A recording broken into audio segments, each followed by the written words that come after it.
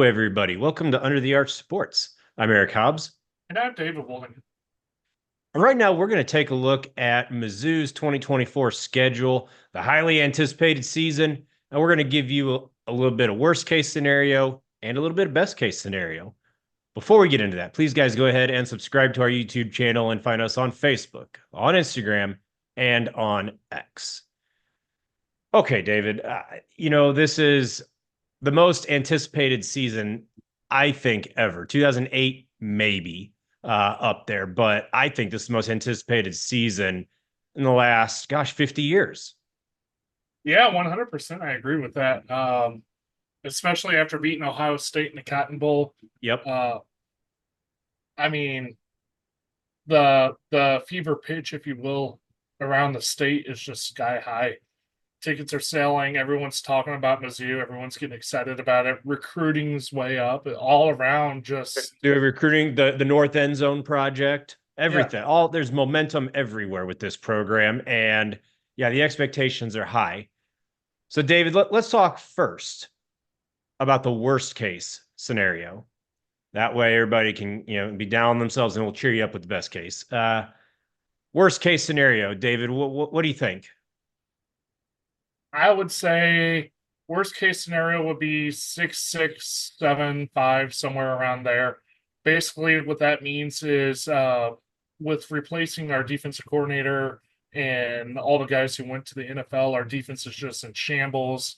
Every game is a track meet. Who can score the most points? And Mizzou just can't hold on in a lot of those games. For me, that would be possibly the worst case scenario. Yeah, and I guess we should caveat this at the start. This is all before you consider any injury. Brady Cook goes down, all bets are off, right? Right. So keeping that in mind, for me, the worst case scenario is 7-5. And think back, gosh, for a big portion of Mizzou history, and think 7-5 is the doomsday scenario. And man, there are a lot of Missouri fans throughout history that get some whiplash looking at you like, what?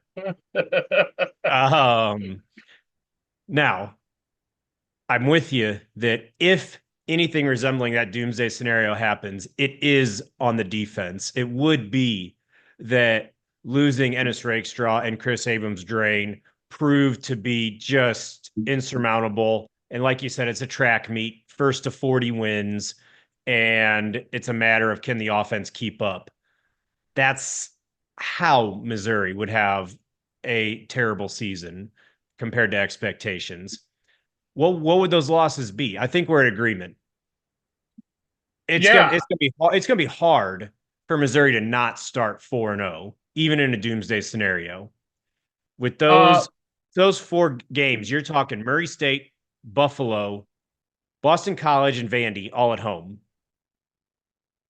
yeah, and then the first loss coming there would be on the road at Texas A&M. Right.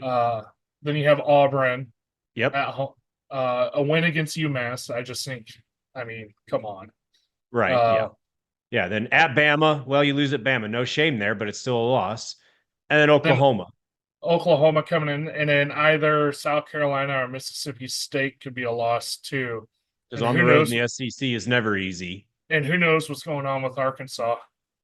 Yeah. So I think, yeah, the kind of the big four that I think most people look at A&M, Auburn, Bama, and Oklahoma as the four realistic losses for Mizzou. Okay. And doomsday scenario, Mizzou loses all of them.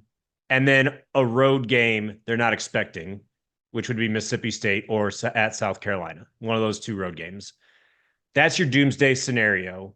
7-5 going to, gosh, the Birmingham Bowl or Belk Bowl or some Texas Bowl. I don't even know. Not the college football playoff that Missouri fans are hoping for. Now, understand, this is doomsday scenario, the extreme everything goes wrong, wheels come off scenario. Now we're going to go the other way, David, to the everything goes perfectly. Mizzou gets all the breaks and you can't ask for any more luck. What happens in that scenario? Well, it's pretty simple.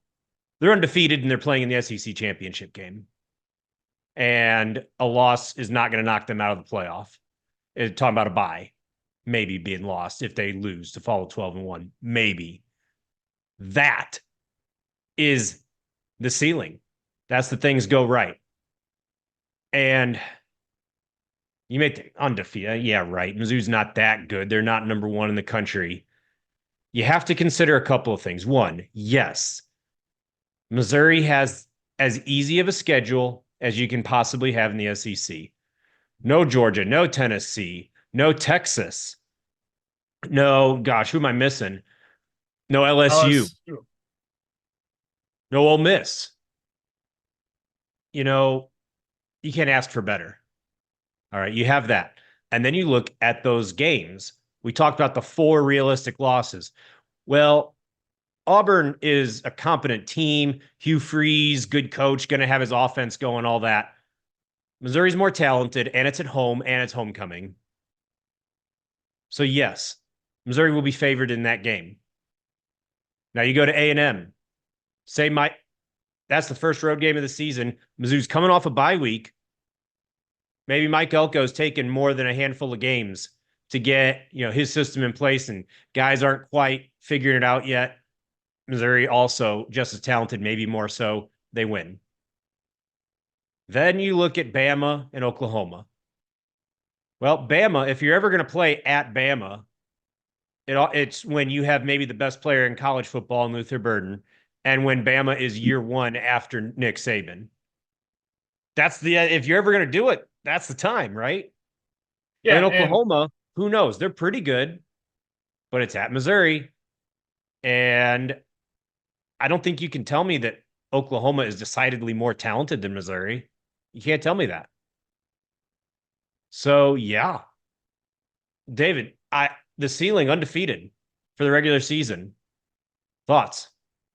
I think the biggest challenge on this schedule really is the Auburn, Alabama, Oklahoma set of games because they're all right after each other. Yep. And just there is a bye week between Alabama and Oklahoma, but the toll it takes when you're playing that top level talent game in and game out. If you can get through those games without losing anybody, I mean that's huge. Plus, if you win, say you beat Auburn, then you go into Alabama, somehow pull off the win. Now you have the momentum going into Oklahoma into confidence to really just finish out the season strong. So it is possible. It's just getting through. That's kind of a gauntlet of our schedule. So if you can get through that, the sky's the world. The sky's the limit, if you will. Oh, yeah, absolutely. Now, we've talked the extremes, okay? Understand they are the extremes, and we are by no means predicting 7-5 or undefeated. Even 8-4 is a severe disappointment.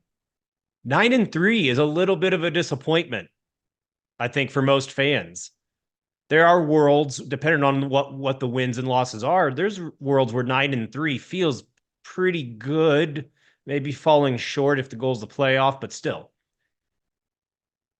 I think, David, most people are expecting 10 or 11 wins out of this team and being right there for the playoff and solidly in if they got 11. I know I'm thinking 10-2 for the season. Only because I don't know what our defense is going to show yet. And that could change as we see the first 4 weeks, even the first 5 weeks. That game against A&M will really tell us what we have. Yeah, a little foreshadowing there for season preview. We'll do our week by week picks as the season approaches. But I mean, yeah, I agree with you. I think 10-2 is the minimum expectation for most people, honestly. Yeah, and let's take a second to appreciate the fact that if Missouri goes worse than 9-3, it is a major disappointment, and more than that, it's a surprise. The offense is such that it feels almost impossible to be worse than 9-3 with Brady Cook, with Luther Burden, with the additions on the offensive line, with the new guys at running back. The offense is almost too good for this team to really face plant hard. And as we said at the beginning and throughout, it's all about the defense. You know, Yep. I think in particular the secondary. As long as we can avoid the LSU of last year's defense, I think we'll be all right. I think we'll be all right. Yeah. Oh man. But anyway, we'll keep you guys updated with all things Mizzou, especially as the season starts to gear up. Here, we'll have more videos coming out. So make sure you stay tuned here at Under the Arch Sports. And thank you guys for watching.